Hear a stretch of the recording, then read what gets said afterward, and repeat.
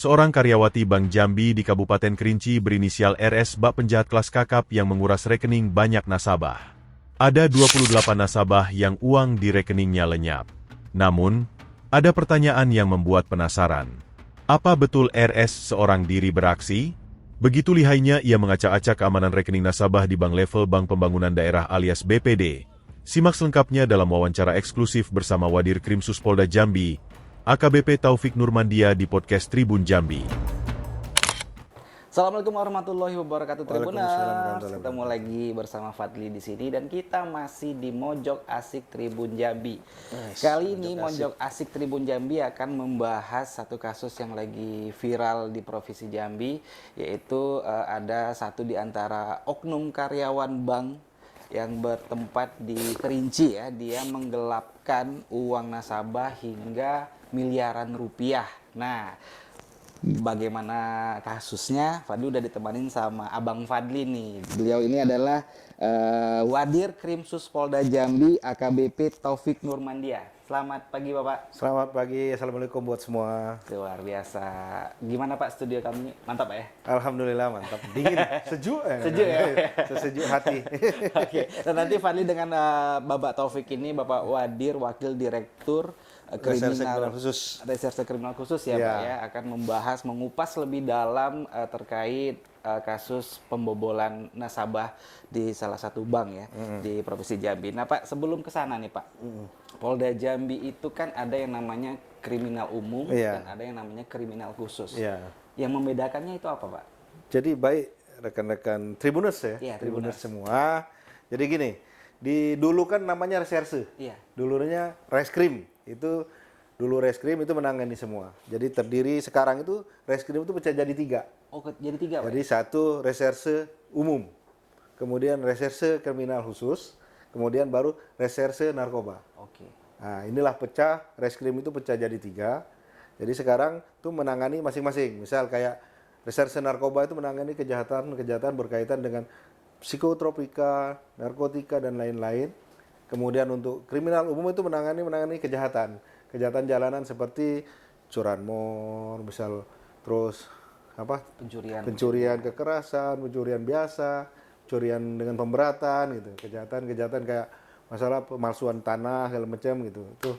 Nah, kalau reserse kriminal khusus berkaitan dengan penanganan tindak pidana yang tidak di KUHP ya. Ini undang-undang misal undang-undang kehutanan, undang-undang tipikor gitu, undang-undang perbankan. Di situ selisih bedanya. Sudah dibagi tugas masing-masing berkaitan dengan penyidikan gitu. Oke. Berarti kalau misalkan masyarakat Jambi ingin melaporkan tindak pidana misalkan pencurian, itu Pak apakah langsung ke Krim langsung atau ke SPKT dulu bagusnya Pak? Ya, ke SPKT. Tapi kan di Polda itu kan banyak pengaduan-pengaduan. Ada yang telepon pengaduan, ada 110, itu kan bisa langsung. Nanti personil yang piket bisa langsung respon ke TKP secepatnya, baru kita ngurus administrasi mungkin pelaporan. Yang penting kan pelayanan terhadap masyarakat terlebih dahulu kita berikan. Luar biasa. Jadi masyarakat tidak harus bingung lagi nih kalau misalkan ada kasus apa, SPKT dulu intinya. SPKT dulu baru nanti anggota SPKT yang membagi ke Krimum atau Krimsus atau narkoba. Nah, kita ke topik utama. Bang. Fadli boleh manggil Abang ya? Ya, nggak apa-apa. Yang penting memang tua saya gitu ya. Kalau Bapak kan kayaknya lebih Kalau Abang kan lebih enak gitu ya. Yang penting saya 48 ya. Tahun ini. Tak pikir 35 gitu. Oke, nah ini viral ini Pak, kasus di Kerinci ya Pak ya? Iya. Bank 9 ya, Bank 9 Jambi itu terjadi kasus pembobolan namanya Pak ya. Pembobolan satu oknum karyawan inisial RS ya Pak? Iya, RS ya. Dia menggelapkan uang nasabah. Nah, untuk awal kasusnya ini terbongkar seperti apa Pak? Jadi baik, memang ini informasinya diterima penyidik ya. Penyidik itu pada bulan Oktober 2024. Itu udah mulai didengar ya desas-desus karena memang udah mulai ramai gitu kan, karena ada PPK, ada juga anggota DPR yang pinjam dana, pinjaman di bank. Di bank tersebut ya? Ya, kok nggak masuk ke rekening gitu ya. Padahal ini udah tanda tangan pencairan segala macam, kok nggak masuk di rekening gitu loh. Nah, akhirnya desas-desus ini sampailah ke kita gitu kan. Akhirnya dilakukan penyelidikan, berselang mungkin 2 minggu sebulan penyelidikan, ya itu baru dari pihak bank menghubungi pihak penyidik untuk melaporkan bahwa mereka ada permasalahan. Nah itu awal Berarti mula. Si korban ini itu melapornya ke Polda Jambi langsung atau ke Polres Kerinci? Awalnya kami baru dengar ini, mereka dengar-dengar heboh itu kita langsung respon mendatangi, mencari informasi, langsung melakukan penyelidikan berkaitan dengan permasalahan tersebut. Oke. Nah, setelah pihak bank melakukan audit mungkin ya, Pak. Ya, Kenapa bisa ke RS ini, Pak? ya kan memang kita proses penyelidikan itu sampai ke penyidikan itu kan banyak usaha. Iya. Tahapan-tahapan yang kita lakukan sehingga bisa menuju ke sana gitu. Nah, itu kan rahasia kita selaku penyelidik dan penyidik lah ya. Karena kita banyak orang yang kita periksa, banyak aliran dana, banyak rekening yang kita periksa juga gitu kan. Termasuk pihak bank kita minta dokumen-dokumen berkaitan dengan pencairan segala macam, makanya bisa mengarah ke pelaku. Oke, untuk jangka waktunya Pak dari pelaporan dari korban ke kita tahu nih si RS ini terduganya itu berapa lama? Perkiraan 3 bulanan itu. Karena 3 bulanan. Karena LP-nya kita mulai tahu bulan 10, kita terbitkan bulan LP Maret. Maret 2025. Dari 10 ke Maret itu berapa bulan tuh? 4 bulan, 5 bulan ya? 6 bulan. Begitulah. Gitu ya. Nah, setelah kita tahu nih terduganya si inisial RS ini, apa yang membuat polisi kejahatan apa yang dilakukan RS ini, Pak? Baik. Jadi memang dari dalam undang-undang kan ada itu untuk membuat pencatatan palsu di dalam undang-undang perbankan itu. Makanya setelah kita lakukan ini ternyata yang narik orang nih. Oh, bukan si RS. Iya, orang ini kan RS ini. Iya. Dia selaku analis kredit di Bank 9 cabang yang di Kerinci gitu. Makanya kita tahu berarti ada bukan pemilik rekening dong narik, berarti orang lain. Nah, disitulah ada penarikan di situ, ada penggelapan dana di situ milik nasabah gitu. Caranya si terduga RS ini untuk menarik uang nasabah itu seperti apa, Pak? Baik, jadi gini. RS ini kan sebelumnya dipercayalah. Ada beberapa nasabah itu percaya betul sama RS ini. Jadi dia misal mau ngambil uang dia di rekening ini, dia minta tolong sama RS. Oh, gitu. Kan. Tolong ambil dong gitu. Tapi kan selama ini kan slip penarikan itu dibuat oleh yang punya rekening gitu. Nanti RS yang mencairkan di bank, ngambil melalui teller, dia yang mencairkan gitu kan. Nah, karena kepercayaan ini diberikan kepercayaan oleh pemilik rekening, pihak teller dan yang lain sudah mulai percaya nih Sama si RS. Jadi selama ini ya udah percaya. Kalau dia ngambil percaya gitu. Nah, berselang itu si RS memanfaatkan kepercayaan nasabah dan kepercayaan teller. Nah, dia lah mulai karena dia tahu ini tanda tangan Bapak ini begini. Dia palsukan tanda tangan, dia buat slip penarikan itu dibawa ke teller untuk mencairkan tabungan tersebut. total berapa, Pak, yang dia kuras? Total kalau kita tambah-tambah itu dari 28 rekening itu 7,1 berapa gitu. Pokoknya 7,1 lebih. Miliar. Iya. 28 rekening. Iya. 28 rekening dengan total kurang lebih 7,1 M. Iya. Oh, luar biasa. Nah, itu berapa lama RS melakukan kejahatan seperti itu, Pak? Jadi dia mulai melakukan itu mulai dari dari mulai September 2023 sampai Oktober 2024 itu 1 tahunan. 1 tahunan. Iya, 1 tahunan dia melaksanakan perbuatan kejahatan tersebut. Hasil uangnya itu, Pak, digunakan apa untuk? Jadi baik, jadi hasil keuangan yang kita setelah kita lihat dari rekening yang bersangkutan, sudah kita lakukan analisis, terus kita kan minta ke bank untuk rekening yang dimiliki oleh pelaku RS ini, kita lakukan analisis. Ternyata anggaran-anggaran itu yang keluar dari rekening dia itu ke pendaftaran judi-judi online itu. Untuk judi online? Iya, gitu.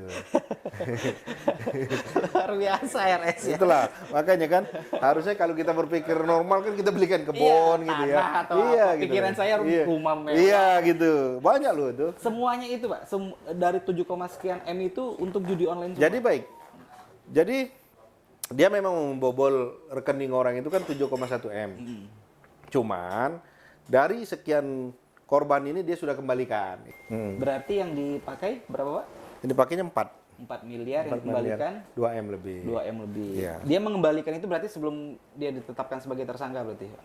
Ya selama proses penyidikan. Oh, selama proses Proses lidik-sidik itu setelah rame dia usahakan pengembalian yang uangnya masih ada. Akhirnya dia balikinlah sebanyak 2 M itu terhadap nasabah-nasabah terutama yang ini ya, yang kecil-kecil ya, yang diambil kecil-kecil itu dia mampu kembalikan. Oh, oke. Nah, boleh tahu nggak RS ini usia berapa, Pak? Dia usianya apa? Bentar ya. 26 tahun. Perempuan, Pak ya? Ya, perempuan 26 tahun. Perempuan 26 tahun memakai uang sekitar 4 miliar untuk Iya, judi online. judol. Itu beneran dia ngomong gitu, Pak? 4 miliar itu memang 7 dolar semua itu, Pak? Ya, karena memang kita analisis rekeningnya. Oh, semuanya di sana. Jadi dari Tracking rekening semua yang ya? keluar itu, ya jumlah segitu. Itulah yang dia transaksi itu kadang 70 juta, 80 juta untuk main. Oh. Kaget saya. Gitu loh. Jangka mengambilnya sendiri, Pak, dari itu untuk sampai ke total tadi itu berarti dari 2023 sampai 2024 itu dia Iya, bermain, Pak ya? Iya. Hampir 1 tahun dengan total 7,1 M lebih. Dikembalikan itu 2 miliar, lebih, ya, 2 2 miliar lebih, dikembalikan, 4 miliar yang sudah hilang ke judol. Nah, dari korban sendiri tuntutannya seperti apa, Pak, untuk yang tidak dikembalikan uangnya? Iya, korban kalau kan jelas hukumannya pidana. Kalau namanya dipidana itu memang pidana bukan perdata ya. Perdata kan pengembalian kerugian gitu kan. Cuman nanti di pidana itu kan ada denda-denda. Tapi denda itu kan nanti kan di persidangan baru kita tahu berapa dia didenda gitu kan. Nah, itu. Jadi untuk sementara ya pelapor maunya ya proses penyidikan. Proses penyidikan. Ya. Ada kesempatankah untuk korban uangnya kembali mungkin, Pak? Kalau melihat anggaran yang tersedia, saya rasa berat mengembalikan dengan 4 M itu ya. Berat sekali gitu loh. Karena rekeningnya sendiri hanya ada 80.000. Jadi dari 4 M itu sisa 80.000 di rekening. Iya, di rekening. Luar biasa. Nah, itu nanti dari pihak bank sendiri apakah ada kebijakan khusus untuk korban-korban yang dari si RS ini? Itu nanti pihak perbankan kita komunikasikan ya kan. Sampai saat ini kan korban juga belum mendatangi pihak pihak perbankan bagaimana sistemnya kan, karena istilahnya kalau di LPS kayaknya bukan kesalahan pencatatan yang karena sistem gitu ya, karena memang ada karyawan bank. Nah, itu nanti terserahkan mungkin korban dengan pihak bank itu bagaimana kan. Kalau kita hanya proses penegakan hukum ini. Oke. Karena kalau terjadi suatu tindak pidana gitu. Kepolisian ada peran nggak untuk mediasi dari pihak bank ke korban ini untuk bagaimana nantinya uang yang Ya bisa saja kita komunikasikan kalau memang di situ ada titik temu. Oh, oke. Nah, dari 28 rekening, Pak ya, yang paling besar itu berapa diambil uangnya? Ada 3 rekening punya perorangan ya. 3 rekening punya perorangan itu mantan Pak ini ya, mantan Bupati Pak Kerinci, Pak Ade. Oh, mantan bupati. Iya, bupati. Jadi korban, Pak. Iya. Iya. Itu ada 3 rekening itu sampai 1,7. 3 rekening itu. Iya. 1,7 miliar. Iya. Luar biasa. Si RS ini. Nah, setelah sekarang ini statusnya si RS tersangka kan? Iya. Tersangka udah kita tersangka dan udah kita tahan. Udah ditahan. Di Untuk Mapolda. limpah ke kejaksaan?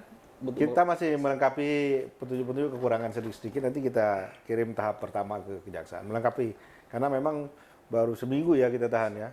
Karena setelah lengkap semua, alat buktinya lengkap, keterangan saksi-saksi dan yang lain, baru kita lakukan penahanan kemarin. Oh, oke. Nah, itu di pasal berapa, Pak, kenanya? Si tersangka ini?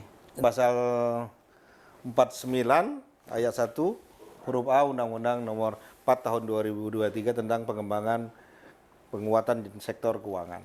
Oke. Untuk ininya, Kak, hukumannya dan? Paling rendah 5 tahun, paling tinggi 15 tahun. Terus untuk dendanya paling rendah itu 10 miliar dan paling tinggi 200 miliar. Sementara di rekening, ya di rekening tersisa 80.000. Iya.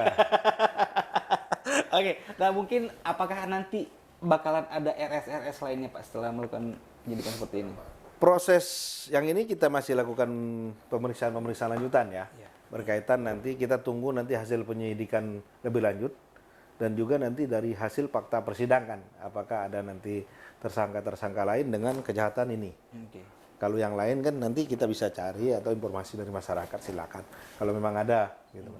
Kalau yang khusus kasus ini kita lihat di hari proses penyidikan ini berlanjut, nanti kan bisa kita dengan mengumpulkan alat bukti dan yang lain itu apakah ada tersangka lain sama dari fakta persidangan biasa muncul untuk penetapan tersangka yang lain. Kalau selama ini dari pengakuan RS sendiri, apakah dia bermain sendiri? Atau? Selama ini memang dia bermain sendiri karena dia memanfaatkan dari kepercayaan itu tadi teler dan yang lain itu akhirnya mengabaikan yang harus dia lakukan. Gitu.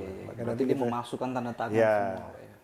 Luar biasa. Nah terakhir nih Pak Wadir, pesan untuk masyarakat yang sekarang ini kan pasti orang takut nih ke bank kan, ke bank. Nah pesan dari kepolisian untuk masyarakat luas terkait kasus ini seperti apa? Baik, jadi menghindari kasus ini sebenarnya ada beberapa hal yang bisa dilakukan oleh pemilik rekening ya. Pertama mungkin sering-seringlah atau nganu buku tuh cetak, kemudian pakai SMS banking segala macam. Jadi kita tahu ada uang kita keluar gitu loh. Jadi kita pakai aplikasi yang perbankan itu kayak Brimo, ini bukan iklan ya. Brimo, Mandiri itu Lipin Mandiri yang kayak gitu lah, BCA gitu kan. Nah, kita tahu ada pasti kan begitu duit keluar ternyata bukan kita kan pasti ada itu sama SMS banking tadi. Jadi kita tahu, oh ini bukan saya, jadi kita bisa langsung menghubungi pihak perbankan. Gitu. Dari kalau untuk pihak perbankan sendiri, nih dan pesannya seperti apa? Ada oknum yang nakal seperti ini kan? Iya. Jadi dari perbankan yaitu tadi memang dia harus melakukan sesuai SOP yang ada gitu, melakukan SOP yang memang sudah ditentukan oleh perbankan itu sendiri apa yang harus dilakukan itu baik dari mungkin pimpinan kantor tersebut, ke bawah lagi apa tugasnya, ke bawah apa tugasnya, itu yang harus mereka lakukan sesuai OP, pengecekan segala macam dan pengarahan kepada wartawan pada karyawan-karyawan mungkin gitu. Ya, jangan berdasarkan modal kepercayaan. Iya. Karena itu kan yang dipakai uang besar ya. Iya, karena kan istilahnya gini loh. Mencairkan duit segitu kok hanya tidak melalui prosedur akhirnya gitu loh. Lolos saja dari mana-mana masuk gitu. Keluar uang. Iya. Gitu. Oke Tribuners, demikian perbincangan kita tentang kasus yang terjadi di Provinsi Jambi, pembobolan ya. Pembobolan total itu 7 miliar lebih dari 28 rekening. Luar biasa RS. Kepada Tribuners yang sekarang ini mungkin menyimpan uangnya di bank, harap berhati-hati, dengarkan pesan dari Bapak Wadir tadi, gunakan M-Banking ya, M-Banking. Terus jangan mudah percaya dengan siapapun karena rambut hitam hati siapa tahu, betul kan ya? Betul. Terima kasih Pak Wadir. Makasih. Sudah hadir di Tribun Jambi. Mudah-mudahan cepat selesai kasusnya dan juga tidak ada lagi lah RS yang lain Pak ya. Mudah-mudahan. Terima kasih Tribuners, ketemu lagi di Mojok Asik Tribun Jambi berikutnya. Sama saya Fadli. Assalamualaikum warahmatullahi wabarakatuh. Waalaikumsalam warahmatullahi wabarakatuh. Download Tribun X sekarang. Menghadirkan lokal menjadi Indonesia.